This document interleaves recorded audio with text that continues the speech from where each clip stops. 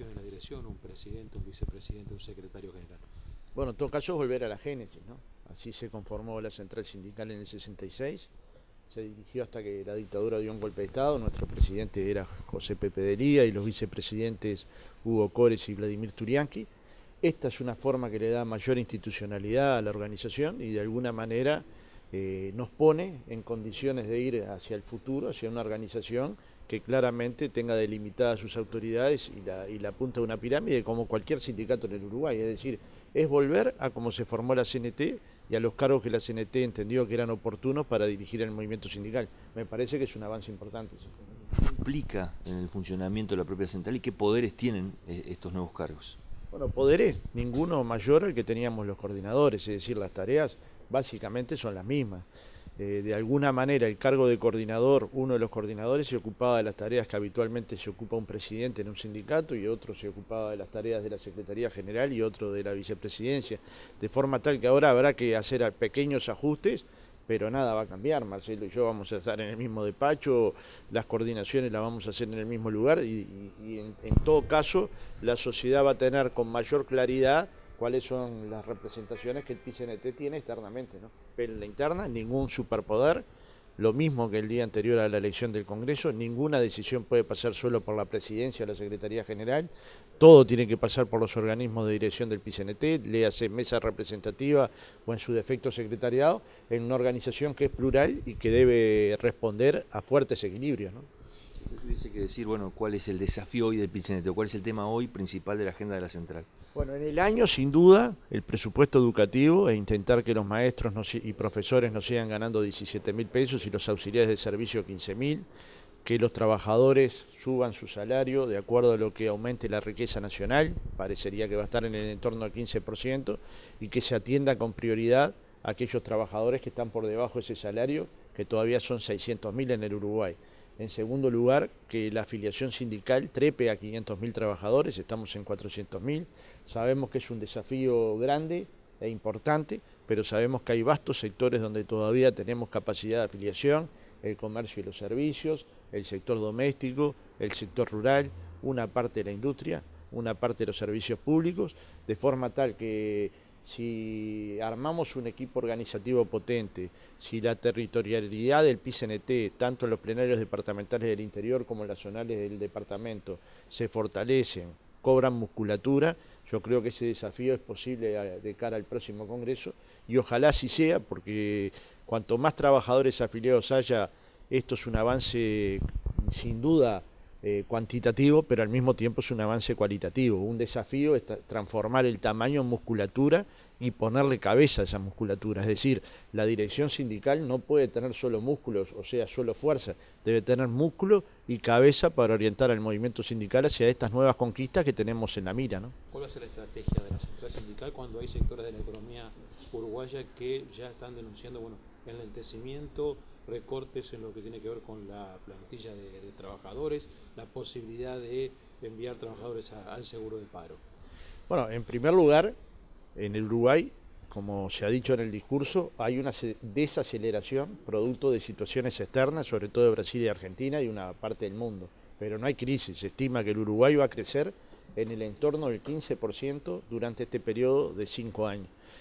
Lo lógico sería que si el Uruguay crece su riqueza en 15%, los salarios por lo menos crezcan esa riqueza en un mismo porcentaje, de forma tal que me parece que no hay ningún planteo alocado cuando estamos diciendo, ningún planteo de desmesura cuando se plantea que los trabajadores aumentan el crecimiento de la riqueza, es decir, acompasen la participación del salario en el Producto Bruto Interno Nacional.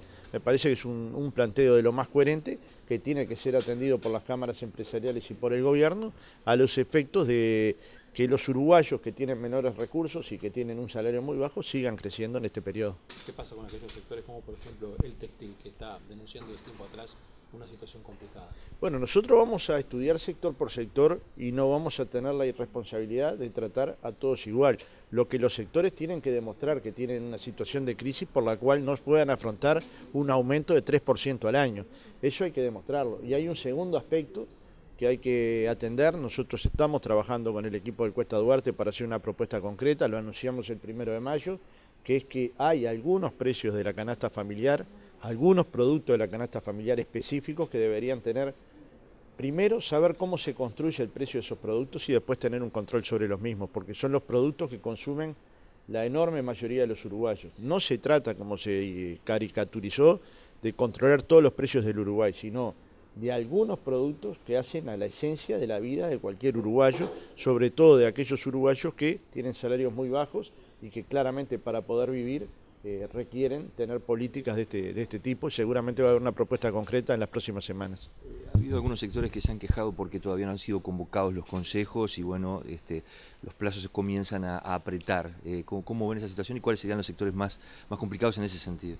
Tenemos la información de que los lineamientos del gobierno los va a aprobar sobre finales de este mes, de forma tal que inmediatamente de eso debería estar convocándose al Consejo Superior de Trabajadores Privados y al Consejo Superior de Trabajadores Públicos a los efectos de comenzar la ronda de trabajo, la ronda de negociación en ambos sectores. Y en el caso de los públicos, los plazos son exiguos en función de que la presentación del proyecto de presupuesto nacional es el 31 de agosto, de forma tal que la negociación no debe ir mucho más allá del 20 de agosto para que sea proyectada en el presupuesto nacional aquellos acuerdos que se hayan conquistado en las distintas ramas de actividad que efectivamente negocian, pero después tienen que someterse a la votación de la ley de presupuesto, ¿no? Hay algunos sectores que van a seguir, sectores empresariales que van a seguir insistiendo con el tema de la productividad, del pago de productividad por salario.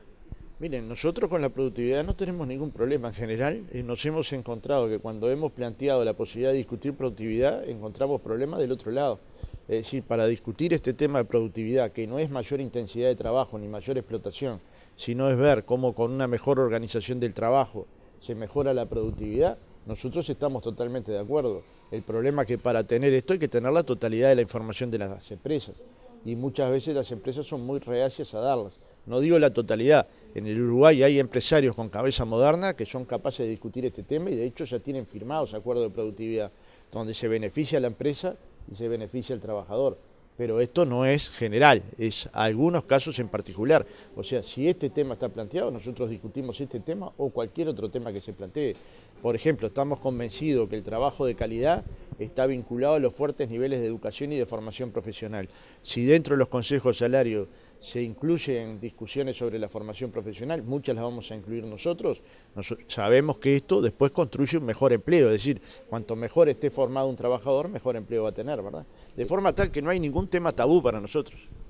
Usted decía que bueno, el tema presupuesto es hoy el central de la agenda. ¿El PCNT ya tiene planteado, por ejemplo, algún tipo de paro, movilización, alguna medida concreta? Ya se acerca el momento en que el gobierno va a tener que presentar ese presupuesto. Bueno, la va a discutir y seguramente va a haber. Nosotros anunciamos en el acto del 23 de abril de que seguramente muchas veces íbamos a estar en el Palacio Legislativo, y en el 1 de mayo también lo dijimos, planteando aumento de salarios para aquellos que tienen salarios bajos en el sector público, no solo en la educación, sino para todos los que tengan salarios bajos en la educación pública. Y no debemos sentir vergüenza de pedir aumento de salarios. Nosotros, igual que ustedes, viven de su salario. No es vergonzoso pedir salario y mucho menos es corporativo. Corporativo sería pedir solo salario.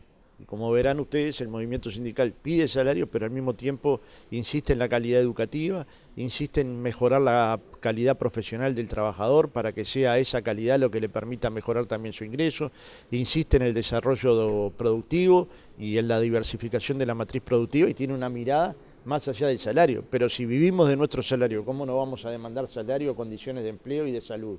Son las cosas mínimas que un dirigente sindical debe demandar, además de tener esa mirada estratégica que hemos planteado en el Congreso, ¿verdad? Uno de los puntos que también había estado en este Congreso es algo que se discute quizás al principio o se discute muy poco. ¿Qué va a pasar con lo que pide el frigorífico nacional multimodal? ¿Qué se va a hacer en ese sentido? Bueno, se va a seguir trabajando. Nosotros estamos convencidos que la conformación de entes testigos son necesarias para de alguna manera marcar la lógica de los precios. No es una decisión que la pueda tomar el movimiento sindical, es obvio que es una decisión que tiene que tomar el Poder Ejecutivo, pero sigue estando en la agenda sindical. Pero mientras tanto, estamos intentando de generar condiciones para que algunos de los precios fundamentales para la vida tengan un control estricto del Estado y haya políticas públicas que permitan que esos productos accedan todos los uruguayos a un precio adecuado. Uno, decía Gabriel Molina en la última intervención, los que vamos al supermercado sabemos que los cambios de precio de los productos son muy seguidos, pero lo que es peor, Hay cambios que nunca se entienden. Por ejemplo, ¿por qué cuando sube la carne sube el pollo? ¿No? Cualquiera que se hiciera esta pregunta diría, pero se alimentan, tienen el mismo cuidado, hacen lo mismo. No, no tiene nada que ver.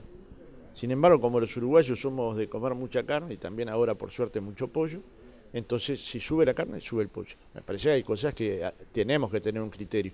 Nosotros vamos a hacer una propuesta concreta, la vamos a hacer cuando tengamos la convicción de que esa propuesta puede ser presentada al Poder Ejecutivo y pueda tener cumplimiento, pero estamos trabajando muy arduamente en que esto sea en el más corto lapso de tiempo posible.